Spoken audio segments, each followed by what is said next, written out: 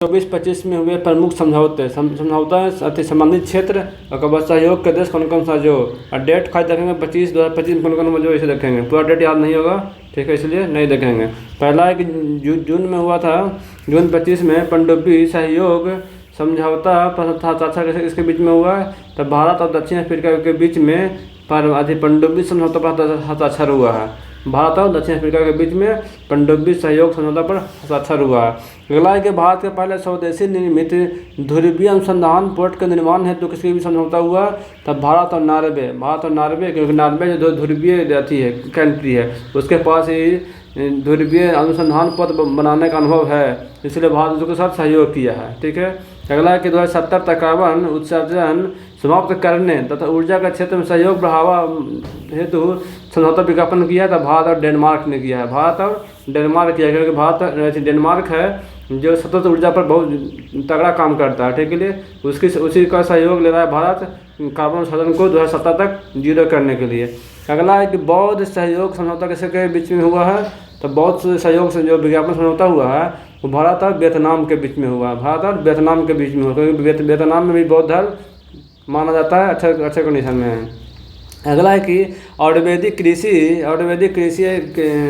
कृषि संस्कृति 2025-29 के पर समझौता विज्ञापन हुआ है किसी बीच में, तो ये अंगोला के बीच में हुआ है, ठीक है। अंगोला को भारत आयुर्वेद कृषि और जो उसका संस्कृति कल्चर है उसके मैंने कि हेल्प करेगा उसको बढ़ाने में, किसको, अंगोला के बढ़ाने में मदद करेगा। अगला है कि राफेल तो किसके समझौता हुआ, भारत और फ्रांस के बीच में हो जाता है कि 26 राफेल मरीन है, मरीन मतलब जो समुद्र में चलने वाला, उसके कितना 63,000 करोड़ के समझौता हुआ है भारत और फ्रांस के बीच में। अगला है कि लिथियम अन्वेषण और खनन से सहयोग हेतु समझौता विज्ञापन किसके पर किया है, तो ये भारत और अर्जेंटीना के पास से किया है। जो लिथियम है वो लिथियम पाया जाता है अर्जेंटीना में, चिली में पाया जाता है, तो अर्जेंटीना से हम लोग अच्छे किए हैं कि वहाँ के लिथियम को निकालेंगे, ठीक है, और भारत में इम्पोर्ट करेंगे। भारत और अर्जेंटीना के बीच में हुआ है।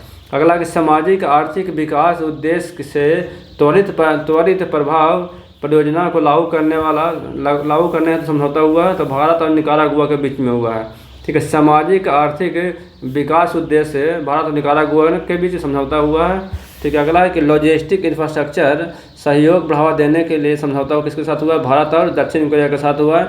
लॉजिस्टिक इंफ्रास्ट्रक्चर बढ़ाने हेतु भारत और दक्षिण कोरिया के बीच में हुआ है। अगला कि ब्रह्मोस सुपरसोनिक क्रूज मिसाइल का निर्यात के लिए $450 मिलियन के समझौता हुआ, तो भारत और इंडोनेशिया के बीच में हुआ, इससे पहले भारत और फिलीपीन के हम लोग बेच चुके हैं। अब भारत और जो इंडोनेशिया भी है, जो सुपरसोनिक जो बड़ा मिसाइल है, ब्रह्मोस मिसाइल है, उसको $450 मिलियन का डील किया है भारत के साथ में। अगला है कि गैर बासमती चावल सफ़ेद व्यापार हेतु सफ़ेद चावल के व्यापार हेतु समझौता किया है, तो भारत और इंडोनेशिया के बीच में हुआ है। जो सफ़ेद चावल है जो भारत से कहाँ जाएगा, इंडोनेशिया जाएगा, ठीक है। अगला है कि अंतरिक्ष मलबे की बढ़ती समस्या से निपटने हेतु समझौता किया है किसी बीच में, भारत और जापान मिलकर, भारत के इसरो और जापान के जाक्सा दोनों मिलकर जो अंतरिक्ष का मलबा है उसको हटाएगा 2030 तक।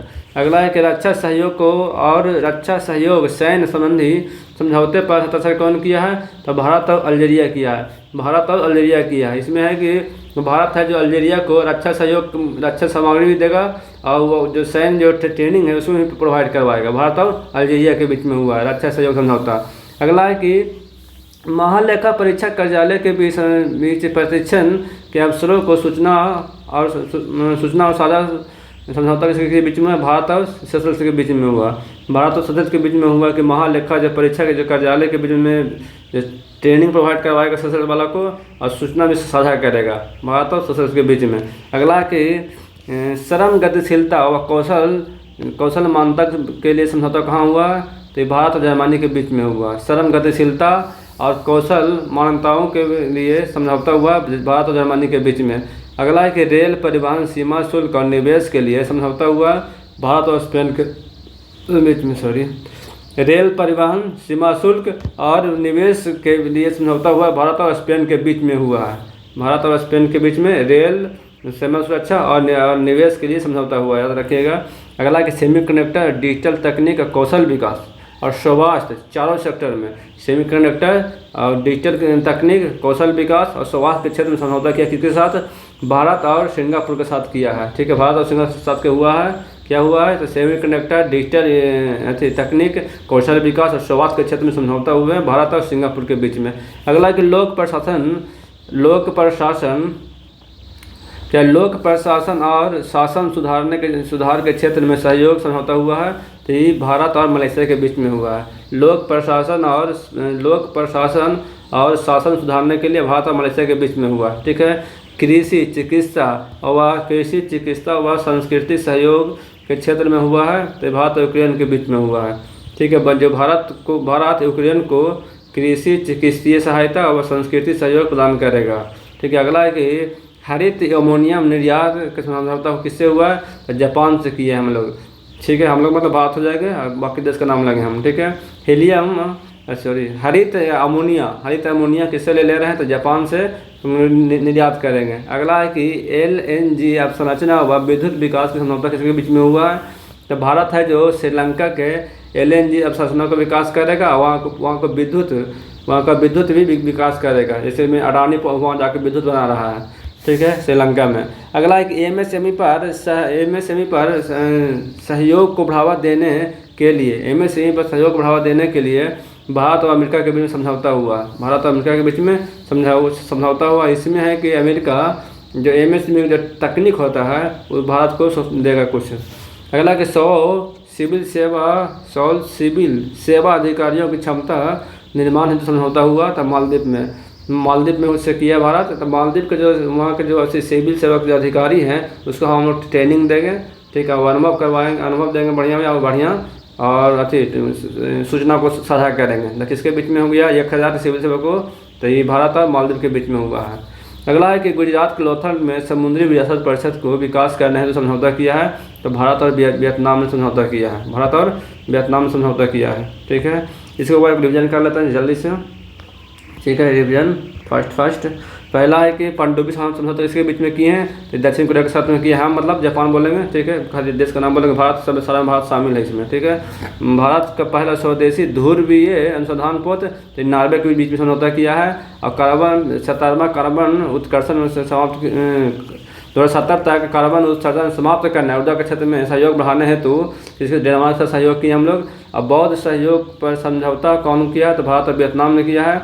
आयुर्वेद कृषि और संस्कृति पर समझौता कौन किया है? तो भारत और अंगोला किया है। ठीक है, राफेल लेंगे फ्रांस से और लिथियम निकालेंगे अर्जेंटीना से। और आर्थिक विकास का उद्देश्य है किसके से? भारत और निकारागुआ से है। जो लॉजिस्टिक और इंफ्रास्ट्रक्चर में सहयोग देने के लिए भारत और दक्षिण कोरिया के बीच में हुआ है। ठीक है, सुपरसोनिक किसको भी बेचेंगे 450 मिलियन में, तो अब इंडोनेशिया को बेचेंगे। फिलीपीन को बेच चुके, इंडोनेशिया को बेचेंगे। ठीक है, गैर बासमती चावल किसको हम बेचेंगे? ये हो गया इंडोनेशिया को बेचेंगे। उसके बाद ये जो अंतरिक्ष मलबा है हम मतलब भारत और जापान के साथ मिलकर इसको समाप्त करेंगे। ठीक है, रक्षा सहयोग और सैन्य सहयोग किसके बीच में हो जाएगा? तो भारत और इंडिया के बीच में हो गया है। और लेखा परीक्षा कार्यालयों के बीच प्रशिक्षण के अवसरों और सूचना साझा करेगा किसको? भारत और सशस्त्र के बीच में। जर्मनी में क्या है? तो शहर में गतिशीलता व कौशल मान्यताओं को बीच समझौता करेंगे भारत और जर्मनी के लिए। ठीक है, रेल परिवहन सीमा शुल्क और निवेश के लिए भारत और स्पेन के बीच समझौता हुआ। सेमीकंडक्टर डिजिटल कौशल विकास और स्वास्थ्य के क्षेत्र में भारत और सिंगापुर के बीच सहयोग हुआ है। लोक प्रशासन और शासन सुधारने के लिए तो ये भारत और मलेशिया के बीच में हुआ है। ठीक है, चिकित्सा, कृषि और संस्कृति किसको हम सब साझा करेंगे? तो रूस को, यूक्रेन को साझा करेंगे। किसको? यूक्रेन को साझा करेंगे। और हरित अमोनियम पूछेगा तो भारत और जापान के बीच समझौता हुआ हरित अमोनियम के लिए। और LNG और विद्युत का विकास भारत कहाँ करेगा? तो श्रीलंका में करेगा। इसलिए समझौता किया श्रीलंका से। ठीक है, 1000 सिविल सेवकों को हम देखो ट्रेनिंग देंगे। तो कौन सा देश का है? तो ये मालदीव का है। ठीक है, अगला है कि गुजरात में जो लोथल में समुद्री विरासत परिषद का विकास हो रहा है उसके लिए भारत और वियतनाम के बीच में समझौता हुआ। बस इसी प्रकार से याद हो गया होगा आप लोगों को। आगे बढ़ते हैं, चैप्टर नंबर 15 में आते हैं कि हाल के वर्षों में शुरू किए गए नए दिवस। कि हाल के वर्षों में शुरू किए नए दिवस कौन सा है? तो पहला है आयुर्वेद दिवस। ये 23 सितंबर को शुरू किया गया। भारत सरकार ने हर 23 सितंबर को आयुर्वेद दिवस मनाने की घोषणा किया था। कब इसका घोषणा हुआ? तो 14 मई 2025 को शुरू हुआ कि हर 23 सितंबर को ऑर्डवेज दिवस मनाया जाएगा। ठीक है। अगला है कि महिला शिक्षा दिवस 3 फरवरी को मनाया जाएगा। तेलंगाना सरकार ने सावित्रीबाई फुले की जयंती पर प्रत्येक वर्ष किसी का महिला शिक्षक दिवस मनाया जाएगा। महिला शिक्षक दिवस मनाया जाएगा। किनके जयंती पर, मैंने ये याद रखना है, सावित्रीबाई फुले कौन शुरू किया, तेलंगाना शुरू किया। 3 क्वेश्चन से बन सकता है कि 3 जनवरी को महिला शिक्षक दिवस मनाने की घोषणा कौन किया है, तो तेलंगाना किया है। किनकी जयंती पर किया है, तो सावित्रीबाई फुले की जयंती पर किया है। बस इतना ही क्वेश्चन से बन सकता है। अगला है कि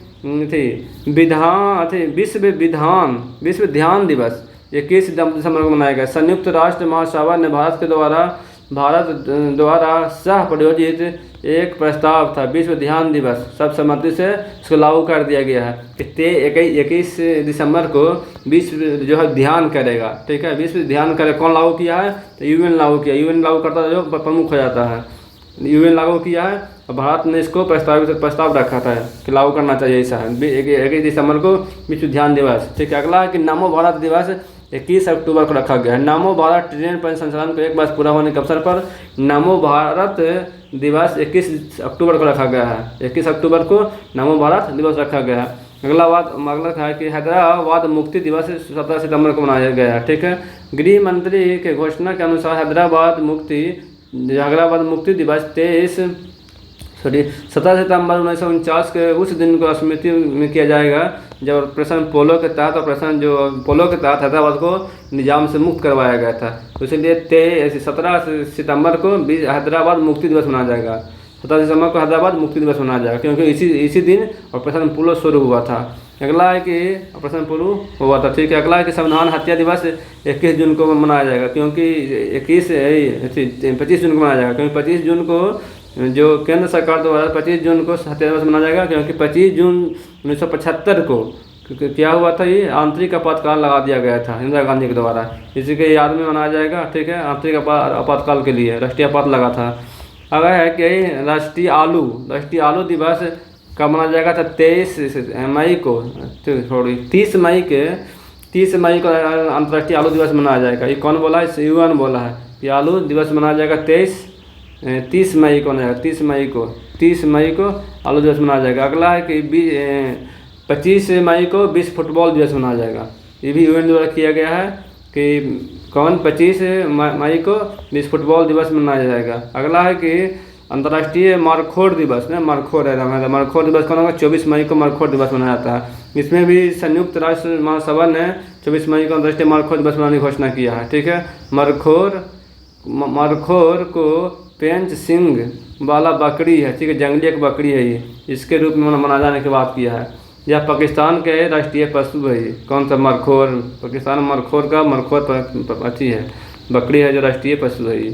ठीक है। कब मनाया जाएगा अंतर्राष्ट्रीय मरखोर दिवस, तो 24 मई को मनाया जाएगा। अगला है कि विश्व बास्केट दिवस कब मनाया जाएगा। ठीक है। बास्केटबॉल दिवस मनाया जाएगा 21 दिसंबर को मनाया जाएगा विश्व बास्केटबॉल दिवस। संयुक्त राष्ट्र ने इसको शुरू किया है, विश्व बास्केटबॉल दिवस। अगला है कि नो नॉनवेज डे, यानी कोई नॉनवेज डे नहीं, तो ये मनाया जाएगा कौन सा, 25 नवंबर को मनाया जाएगा no nonveg day. Uttar Pradesh की सरकार ने साधु एटल बसवानी की जयंती पर 25 नवंबर को मांस रहित दिवस घोषित किया है। 25 नवंबर को कौन लागू किया है, उत्तर प्रदेश से लागू किया है।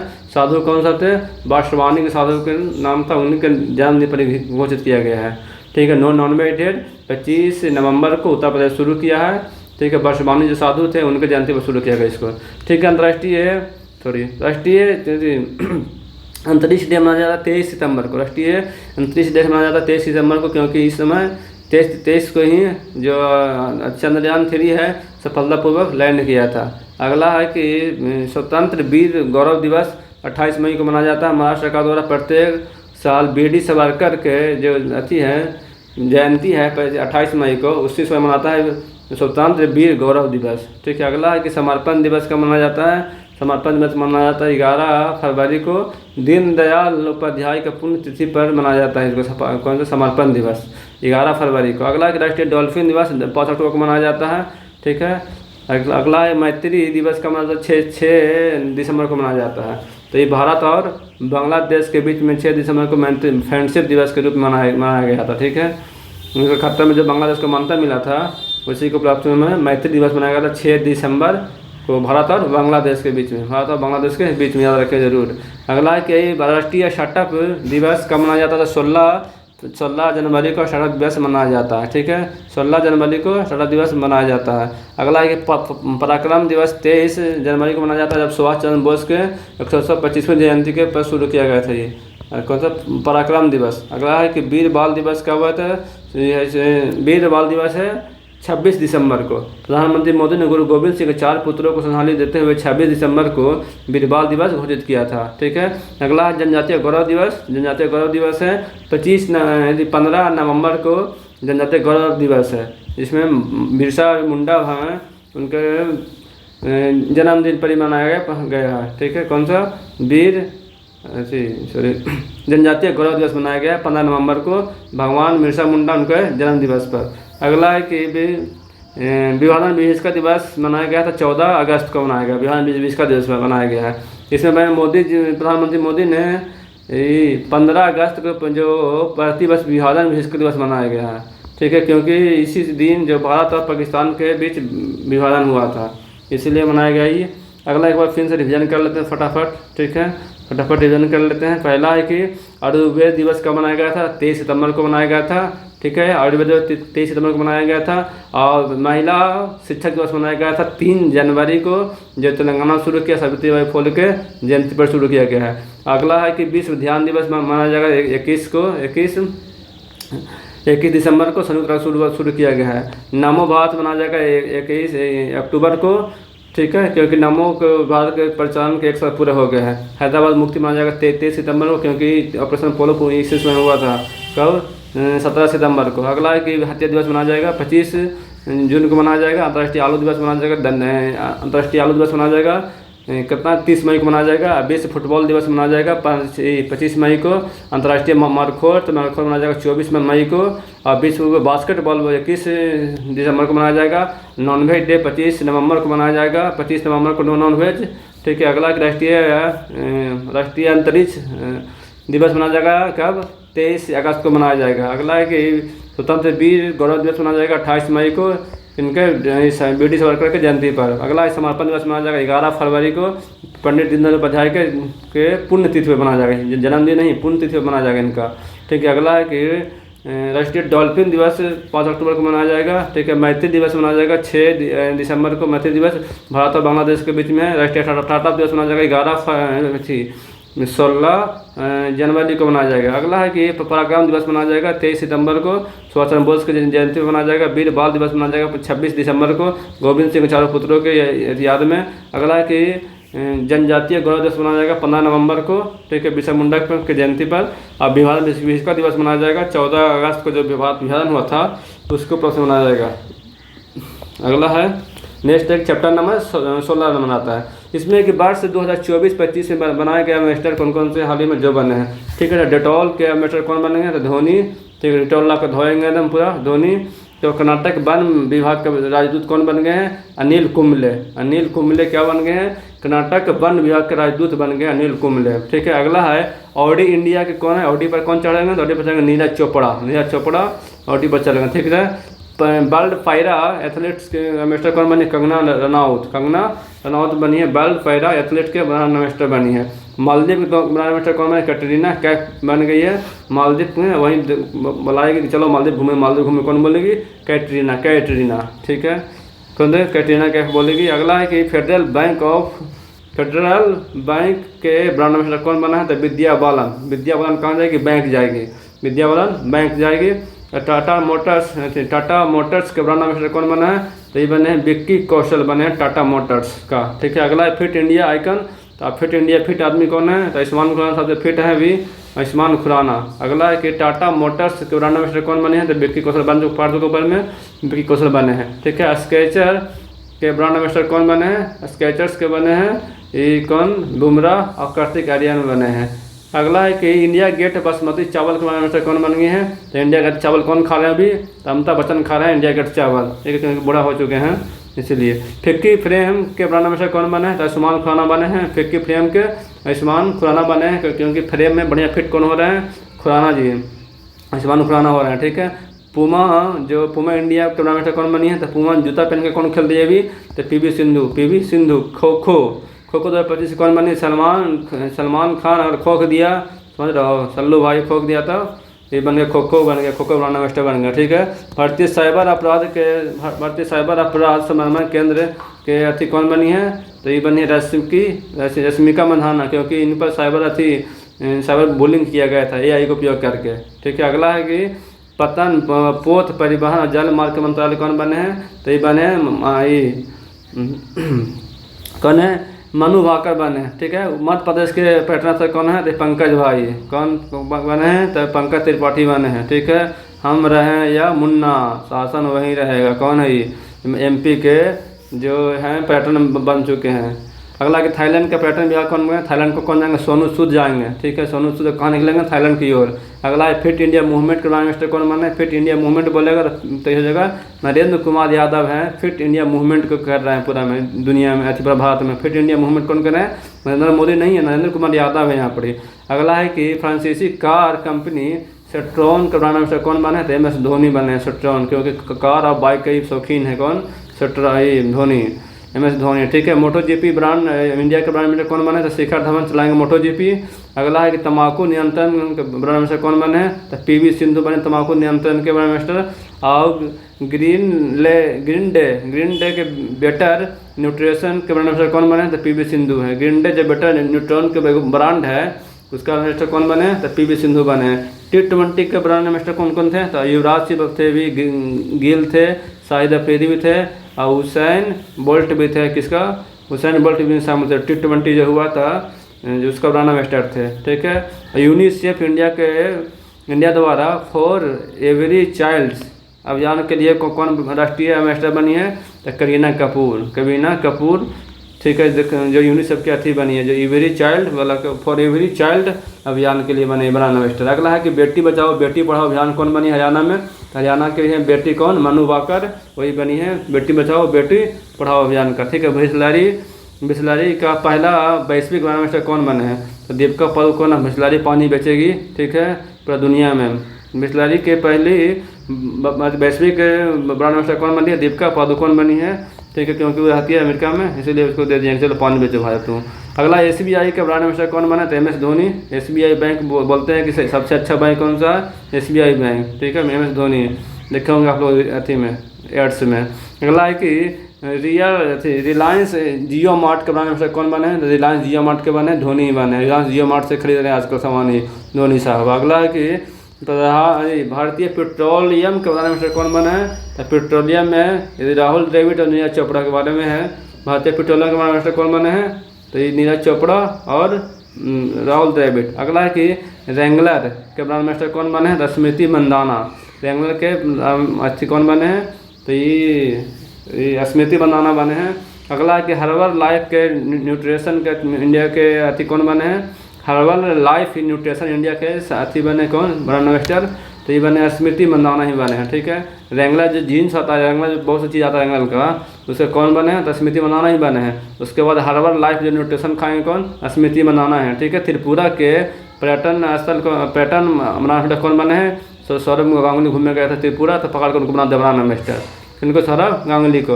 अब पंजाब नेशनल बैंक को कौन है, विराट कोहली। SBI को चला रहे हैं MS धोनी, मतलब कि ब्रांड एम्बेसडर हैं। और पंजाब नेशनल बैंक के फिर कहें कि हम कब्जा करेंगे पंजाब नेशनल पर, कौन, विराट कोहली, पंजाब नेशनल का एम्बेसडर बन गया, ठीक है। भारतीय वन जीव ट्रस्ट बॉन्ड के एम्बेसडर कौन है, तो दिया मिर्जा, ठीक है। भारतीय वन जीव ट्रस्ट के कौन है, दिया मिर्जा है। एक बार फर्स्ट डिवीजन कर लेते हैं, 2 मिनट में हो जाना चाहिए तो मतलब बनता है। अगला है कि देख लें जल्दी से, डिवीजन मोड में जा रहे हैं, चलिए शुरू करते हैं।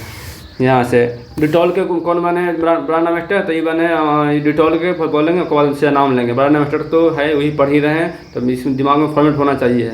डिटॉल के कौन बने हैं, तो MS धोनी बने, कर्नाटका बन के कौन बने, तो अनिल कुंबले बने, इंडियन ऑडी के कौन बने हैं, तो नीरज चोपड़ा बने, बल पैरा एथलीट के कौन बने, तो ये बने कंगना राउत बने, मालदीव के कौन बने, कटरीना कैफ बने, उसके बाद फेडरल बैंक के विद्या बालन बनी है, टाटा मोटर्स के विक्की कौशल बना है। अब फिट इंडिया आइकॉन के कौन बनी है, तो उसमें खाना बने हैं टाटा मोटर्स के, फिर विक्की कौशल ही बनी है, वही 2 बार रिपीट कर दिया गया है। अगला है कि स्केचर्स ब्रांड के कौन बना है, तो जसप्रीत बुमराह हुआ, कार्तिक आर्यन बने हैं। इंडिया के चावल को कौन खा रहा है, बासमती वाला भी, तो ये किन थे, अमिताभ बच्चन थे। फिट कौन है, फिट फ्रेम में, तो ये कौन है, आयुष्मान खुराना है। पूमा जूता कौन पहन रहे हैं, पीवी सिंधु। खो खो में कौन, सलमान खान खोखेगा, ठीक है, सलमान खान खोखेगा। उसके बाद साइबर अपराध, मैंने कि साइबर बुलिंग किनको हुआ था, तो ये हुआ था स्मृति मंदाना को, उनका फोटो बना दिया गया था, नकली फोटो, ठीक है। पथ परिवहन और जलमार्ग मंत्रालय कौन तय है, तो ये मनु बाकर को बनाया गया है। मध्य प्रदेश का मिनिस्टर पंकज त्रिपाठी, ठीक है। सोनू सूद बन गए थाईलैंड घूमने के लिए। फिट इंडिया मूवमेंट के कौन है, नरेंद्र कुमार यादव है। MS Dhoni, France car company जो सिट्रॉन है, उसका सिट्रॉन के बने कौन, MS धोनी बने हैं। और MotoGP इंडिया के बने ब्रांड एम्बेसडर शिखर धवन। तम्बाकू नियंत्रण के लिए बने PV सिंधु, तम्बाकू छोड़ो बैडमिंटन खेलो, जी है।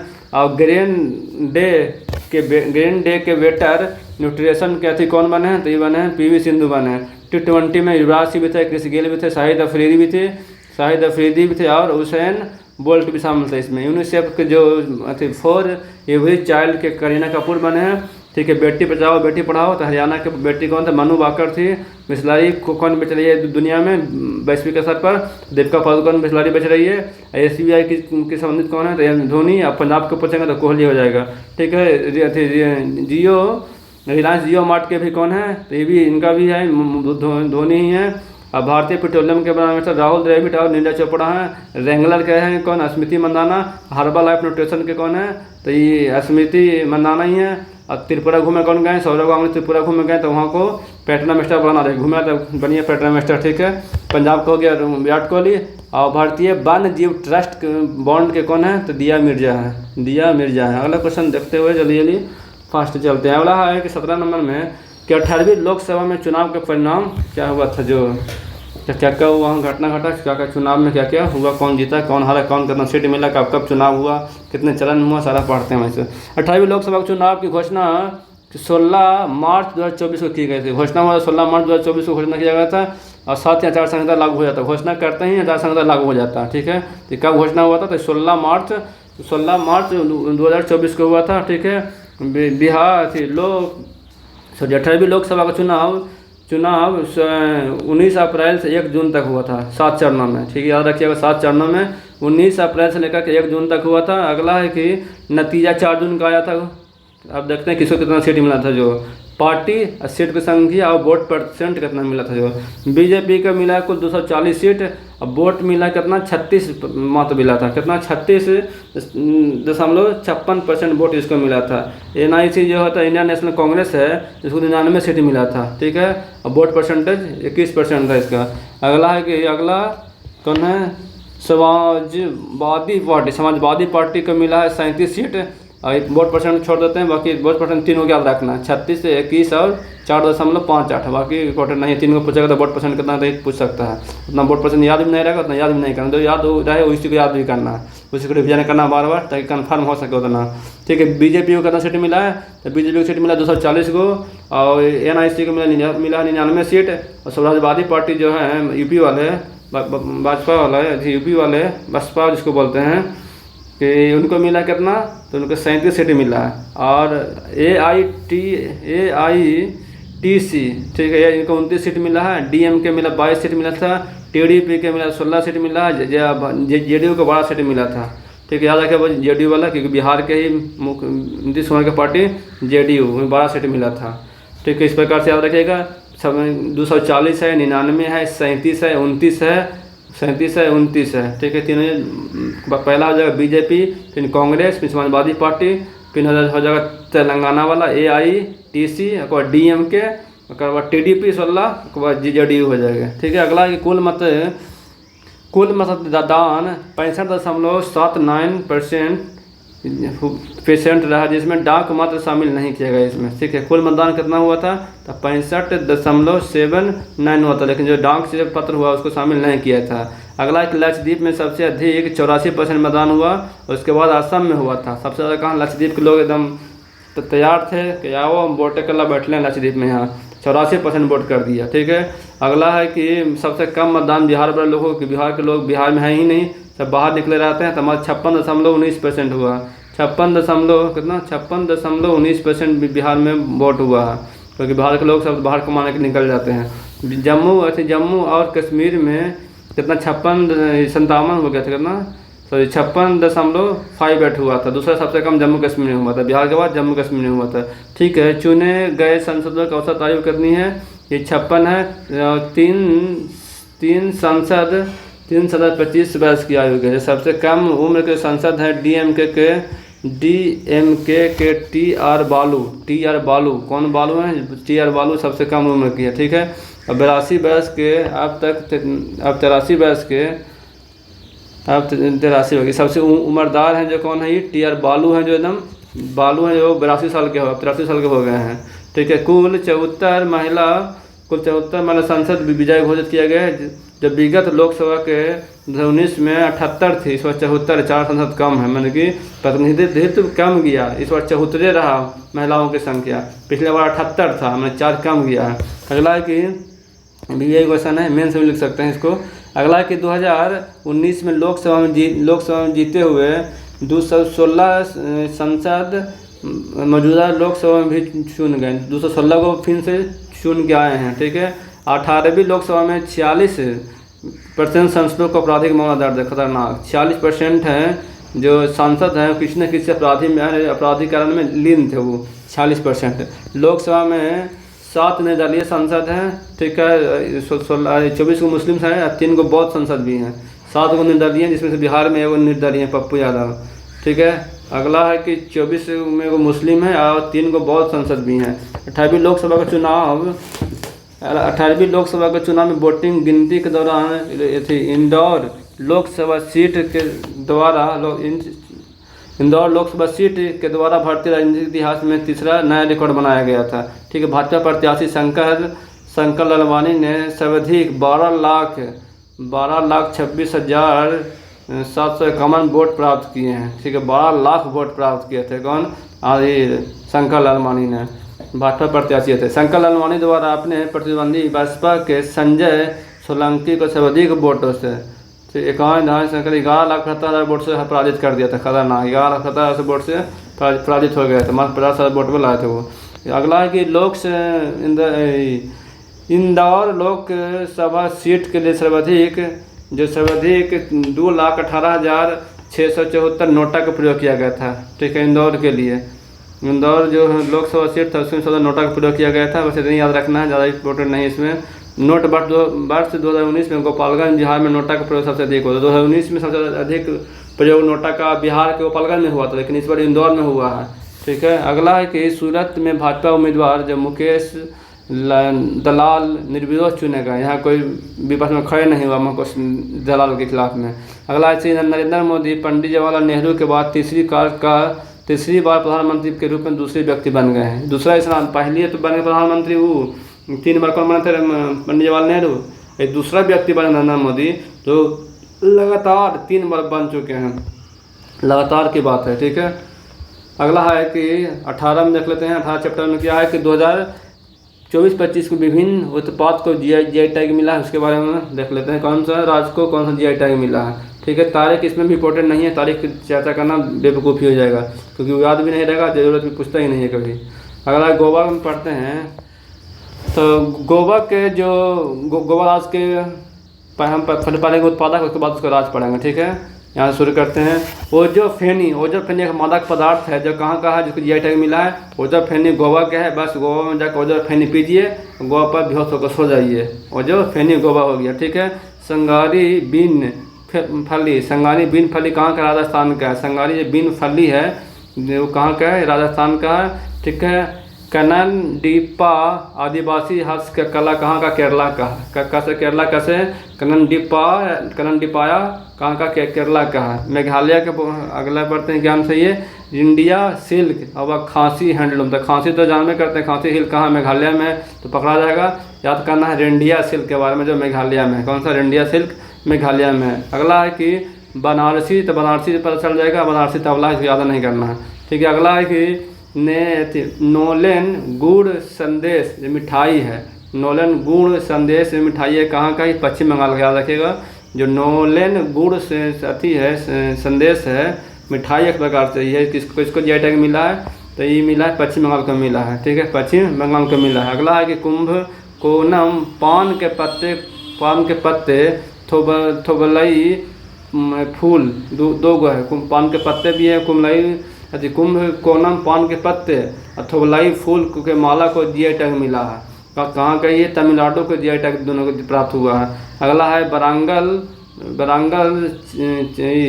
चपाता मिर्च, टमाटर है, ये किसको जीआई टैग मिला है? बरांगल को अथी पड़ता है तेलंगाना का, वो याद होगा था। बरांगल संबंधित कहाँ से? तेलंगाना से, याद रखिएगा, याद हो जाएगा आपका। अगला है सौदागरी ब्लॉक पेंटिंग, सौदागरी ब्लॉक पेंटिंग कहाँ का है? तो गुजरात का है। अगला पढ़ते हैं असम का। असम में जहाँ लगे बोडो वो असम का ही होगा, इसलिए याद नहीं करेंगे, ठीक है। असम का जो जौ या मैंने क्या है, वो चावल बाद दारू नहीं, बियर है वो, ठीक है। अगला है कि मैब्र जो BDB, ये भी चावल के बियर है। बोडो जहाँ लगे बोडो पढ़ाई नहीं करेंगे, बोडो सब असम का हो जाएगा, इसको याद करना ही बेकार है। बोडो, ठीक है। कल ये याद रख लीजिएगा, बोडो और अनुनई। बोडो अनुनई क्या है? तो बोडो नई एक पारंपरिक वस्त्र है, बोडो नई पारंपरिक वस्त्र है। बाकी जो बोडो के जौन या गवन था वो बियर था, और जो भी जौ से बनता है सब बियर ही है, जौ से जितना है सब बियर ही है, ठीक है। बाकी सब खाने वाला पदार्थ था। बोडो लग गया, असम मारना है, ठीक है। बोडो ओरोनई कहाँ क्या था? ये याद जरूर रखना है। बोडो नई पूछेगा, बोडो ओरोनई क्या है? तो ये पारंपरिक वस्त्र था असम का। अगला है कि शामली जिले के गुण, शामली जिला कहाँ पड़ता है? तो यूपी में पड़ता है, वहाँ का गुण है, कोई जीआई टैग मिला गया है, ठीक है। अंबाजी वाइट मार्बल, अंबाजी के अंबानी नहीं है भाई, याद कर सकते हो अंबानी, लेकिन ये नाम है अंबाजी वाइट मार्बल, गुजरात का है, ठीक है। अजरक पेंटिंग जो कच्छ में होता है, अजरक पेंटिंग गुजरात में होता है, कच्छ में, ये भी गुजरात का है अजरक पेंटिंग। अगला है मिराज शहर का सितार व तानपुर, ठीक है, तानापुर। मिराज शहर के सितार व तानपुर को मिला है जीआई टैग, जो महाराष्ट्र से संबंधित है, ठीक है। अगला है कि कठिया गेहूँ बुंदेलखंड में होता है, उसको जीआई टैग मिला है। तिरंगा बर्फी वाराणसी में मिलता है, तिरंगा बर्फी को जीआई टैग मिला है यूपी को, ठीक है। अगला वाला है ढलुआ मूर्ति धातु शिल्प वाराणसी का, उसको जीआई टैग मिला है। उत्तर प्रदेश के 3 में हुआ कौन कौन सा? कठिया गेहूँ और तिरंगा बर्फी और ढलुआ मूर्ति शिल्प उत्तर प्रदेश को मिला है। गोंडा पड़ता है कहाँ? MP में, तो इसे गोंडा पेंटिंग यूपी का हो जाएगा, ठीक है। रतलाम रियावन लहसुन है, रतलाम रियावन लहसुन है, ये MP का जीआई टैग इसको मिला है।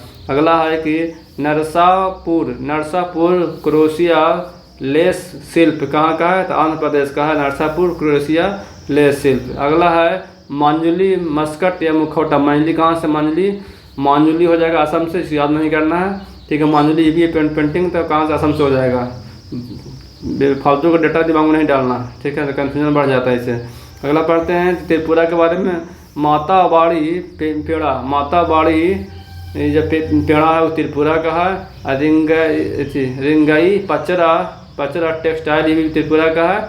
रीसा आदिवासियों का पोशाक है, इसको जीआई टैग मिला जी त्रिपुरा का। त्रिपुरा के अंदर 3 गो है, माता बाड़ी पेड़ा और रिंगाई पचरा टेक्सटाइल हो गया। रीसा आदिवासी पोशाक त्रिपुरा का जीआई टैग मिला। चांदी के तरक सरी तार काशी व सिल्वर फिलीग्री, जो ये कहाँ का जीआई टैग मिला इसको? तो ये उड़ीसा का मिला, ठीक है। सांझी क्राफ्ट मथुरा का है। और लौंग लत्ता और लाल पेड़ा, ठीक है। लौंग लत्ता जो खाते हैं उत्तर प्रदेश जीआई टैग अपना ले चुका है। लौंग लत्ता उत्तर प्रदेश का जीआई टैग हो गया, और लाल पेड़ा भी उत्तर प्रदेश का हो गया, ठीक है। और लाल पेड़ा भी हो गया, और तिरंगा भी पेड़ा भी वहीं का हो गया, तिरंगा बर्फी पेड़ा जो है, ठीक है। और सांझी क्राफ्ट कहाँ का? मथुरा में पड़ता, सांझी क्राफ्ट में भी हो गया, ठीक है। कछार के खारेक खजूर है, जो उसका जीआई टैग मिला है गुजरात को, ठीक है। हनुमानगढ़ी के बेसन लड्डू जो मिलता है अयोध्या में, ठीक है, उसको भी जीआई टैग प्राप्त कर लिया कौन? उत्तर प्रदेश ने। इस प्रकार से जीआई टैग प्राप्त हो गया है, ठीक है। लास्ट बार रिवीजन जाते हैं, आपको बताना होगा जल्दी में चलेंगे। ठीक है। ओजे फेनी जो बना पदार्थ गोवा को टैग मिला है। और जो सांगरी बीन है वो फली है जो राजस्थान को मिला है। कनाडीपा आदिवासी हस्तशिल्प केरला को मिला है। इंडिया सिल्क मिला है जो कहाँ मेघालय को मिला है। जो याद मेरे हो में खांसी याद करना ही नहीं, इसको छोड़ देते हैं। ठीक है, बनारस लगा हुआ छोड़ देते हैं। ये याद करना अगला, ये नोलेन गुण संदेश कहाँ पश्चिम बंगाल का है। नोलेन गुण से पश्चिम बंगाल का है। अगला है कि कुंभ कोनम जो पान के पत्ते हैं वो तमिलनाडु से हैं। थेब लई फूल है वो कहाँ तमिलनाडु के वरांगल पड़ता है, वो कहाँ तेलंगाना पड़ता है। ठीक है। सौदा गरी पेंटिंग ब्लॉक कहाँ का ही ब्लॉक पेंटिंग है गुजरात का। ठीक है। बाकी बोडो सब रहेगा तो बियर हो जाएगा।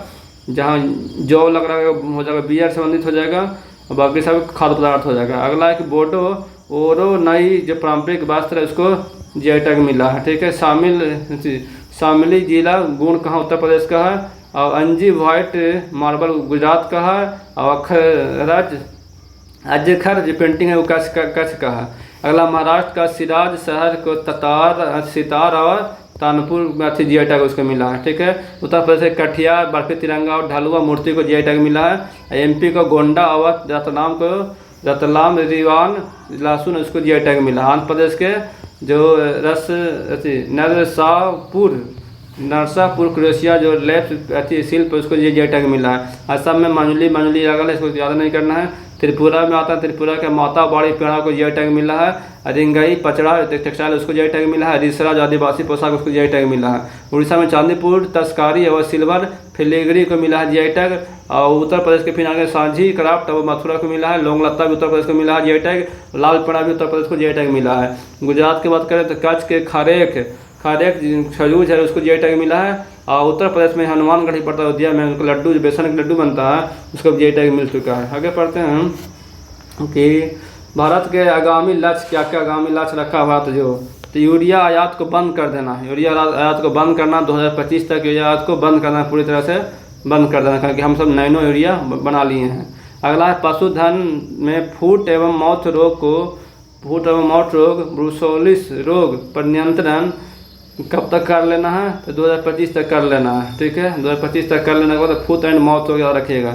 जब पुरुषों में होता है फुट एंड माउथ रोग उसको कब तक नियंत्रित कर लेना है तो 2025 तक कर लेना है। ठीक है। सभी गांवों में ऑप्टिकल फाइबर बिछाने का क्लास कब 2025 तक था कि सभी गाँव को ऑप्टिकल फाइबर से नीचे खन के जो बिछाता है केवल वही ऑप्टिकल फाइबर होता है उसको बिछाना था। ठीक है।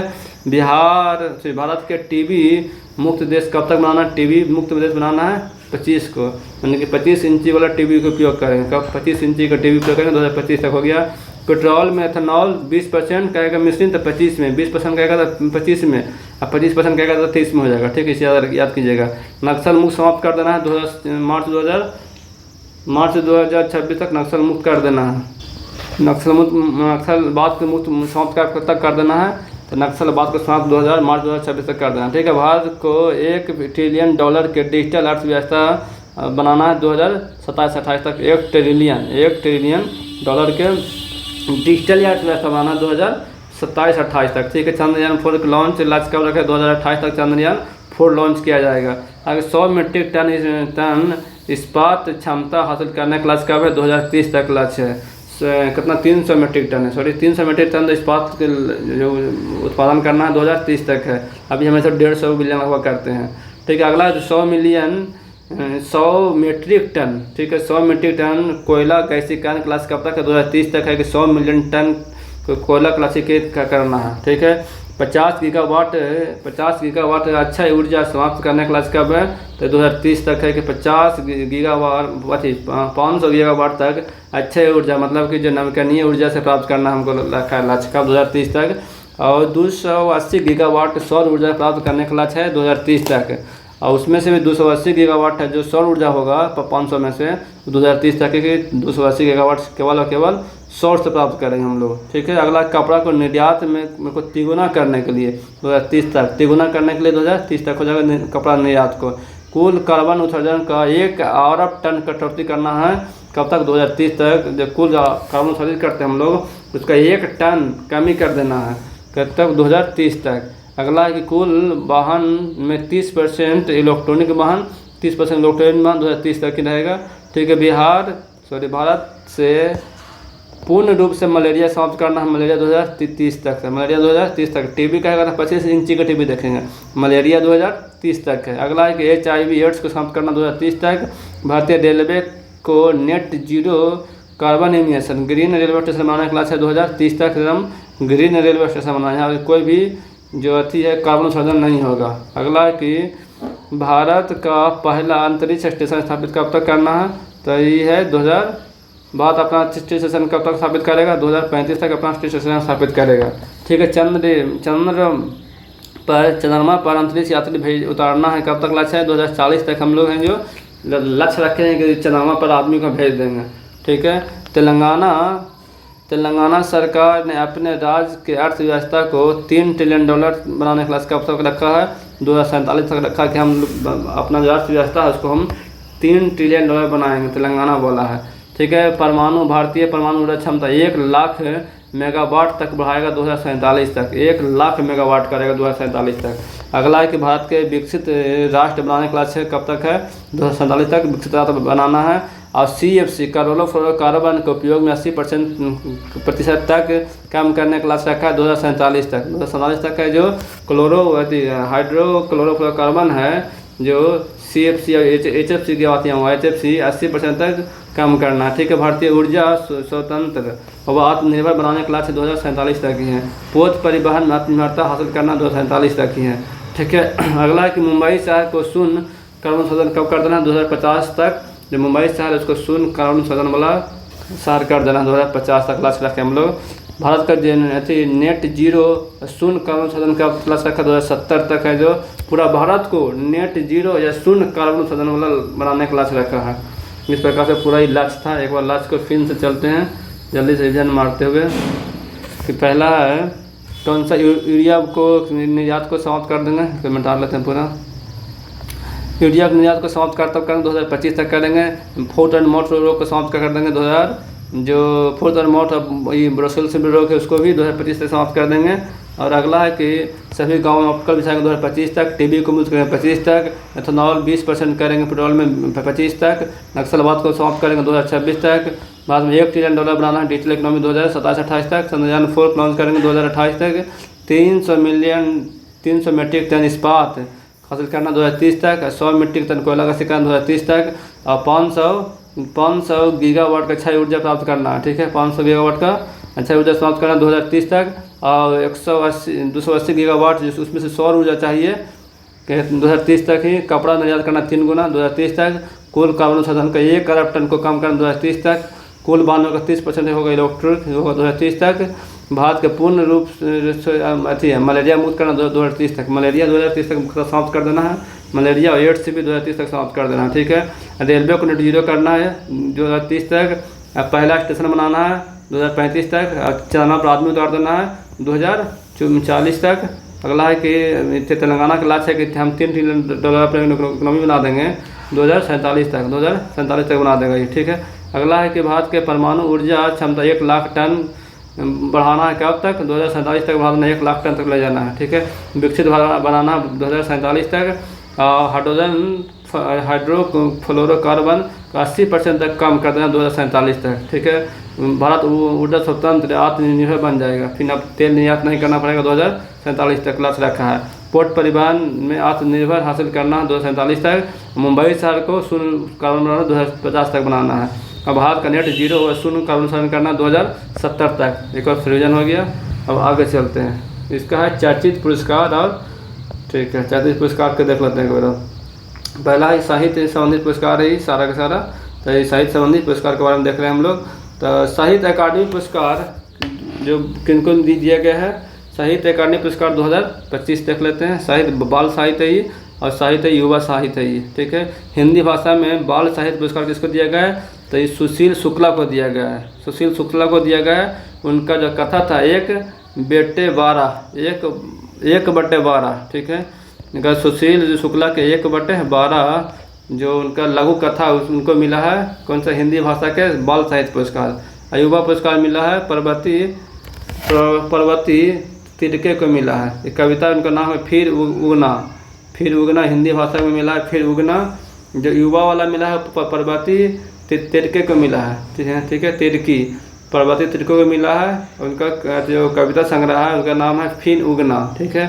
और बाल साहित्य पुरस्कार कुल 24 भाषाओं में दिया जाता है, कुल 24 भाषाओं में दिया जाता है। युवा जो पुरस्कार है वो 23 भाषाओं में दिया जाता है, मैंने कि बाल साहित्य 24 भाषाओं में दिया जाता है और जो युवा साहित्य पुरस्कार है वो मात्र 23 भाषा में दिया जाता है, ठीक है। इसे इतना ही क्वेश्चन था इसमें बाल साहित्य से। आगे बढ़ते हैं, फिर से एक बार देख लेते हैं कि इस हिंदी साहित्य वाला लोग, हिंदी साहित्य वाला पूछा जाता है, बार बार ही पूछा जाता है कि हिंदी साहित्य में जो बाल साहित्य पुरस्कार किसको दिया गया है, तो सुनील शुक्ला को दिया गया है, ठीक है। 1/12 के लिए, 1/12 के लिए। और परवर्ती कृत्य कहना है उनको मिला है फिर उगना उनके लिए मिला उनको।